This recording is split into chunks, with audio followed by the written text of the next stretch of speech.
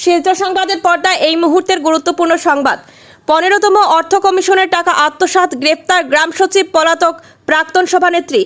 15তম অর্থ কমিশনের আওতায় বরাদ্দকৃত প্রায় 10 লক্ষ টাকা আত্মসাতের অভিযোগে হাইলাকান্দি বড়হাইলাকান্দি গাঁও পঞ্চায়েতের সচিব কুলচন্দ্র সিংহকে গ্রেপ্তার করেছে পুলিশ। অভিযোগ, প্রকল্প না করেই টাকা তোলা হয়। এই ঘটনায় প্রাক্তন সভানেত্রী রোসনা বেগম লস্কর অভিযুক্ত হলেও তিনি পলাতক। হাইলাকান্দি বিধানসভা কেন্দ্রের বিধায়ক ভিজিলেন্স কমিটির চেয়ারম্যান জাকির হোসেন লস্করের হস্তক্ষেপে তদন্ত শুরু হলে প্রকল্প বাস্তবায়নের কোনো প্রমাণ মেলেনি। তদন্ত রিপোর্টের ভিত্তিতে 29 জুলাই পুলিশের কাছে অভিযোগ দায়ের করা হয়। বিধায়কের অভিযোগ, এ পঞ্চায়েতে কোটি কোটি টাকা প্রকল্পে দুর্নীতি হয়েছে, দোষীদের শাস্তি নিশ্চিত করা হবে। নিউজ ডেস্ক রিপোর্ট, শিলচর সংবাদ। তাকে তো তদন্ত করিলে এইটো সঁচা বুলি প্ৰমাণ হ'ব। কি কি কামত দুৰ্নীতি হৈছে? মই পাৰ্টিকুলাৰ কি ক'ম আৰু গোটেইখিনি কৰিলে, গোটেইখিনি কৰিলে, গাইডলাইন ভাইলেট কৰি গোটেইখিনি কৰিলে। 50% গাইডলাইন ফ'ল' কৰা নাই, কামৰ লগত মিল নাই।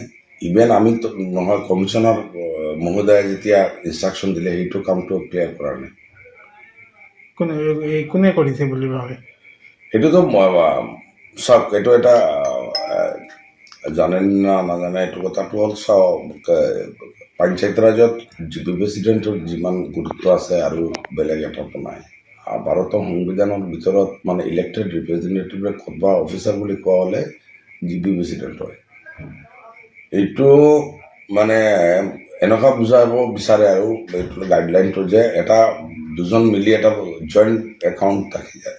জইণ্ট একাউণ্ট বেলেগৰ লগত নাথাকে, একমাত্ৰ জিপিত থাকে। সেইটো কাৰণে মানে তাতে অবভিয়াছলি এইটো জিপি প্ৰেচিডেণ্ট আৰু জিপি ছেক্ৰেটাৰীৰ ওপৰত। আজি এই জিপি ছেক্ৰেটাৰীক হাইলাকান্দি আৰক্ষীয়ে গ্ৰেপ্তাৰ কৰিছে। সেইটোতো আইনী প্ৰক্ৰিয়া, এইটো আমি ধন্যবাদ জনাইছোঁ পুলিচক, আৰু এইবিলাকৰ লগত যি যি জড়িত আছে তাক আইনৰ আওতায় আনিবৰ কাৰণে। তেওঁৰ নাম কি? এই জিপি ছেক্ৰেটাৰীজনৰ নাম কি? চাম সিং আমি নাম। এই কিমান টকাৰ দুৰ্নীতি হৈছে? সেইটোতো চালি জাৰি চালে 1 কোটি 1.5 কোটিৰ ওপৰত হ'ব। বিভিন্ন কামত, মানে চৰকাৰী কামত দুৰ্নীতি। আমি পাৰ্টিকুলাৰ কিছু দিছোঁ আৰু গোটেইখিনি চাইছোঁ। এতিয়া গোটেইখিনি যিটো দেখিছোঁ গোটেইখিনি মানে ভাইলেট কৰিলে আৰু।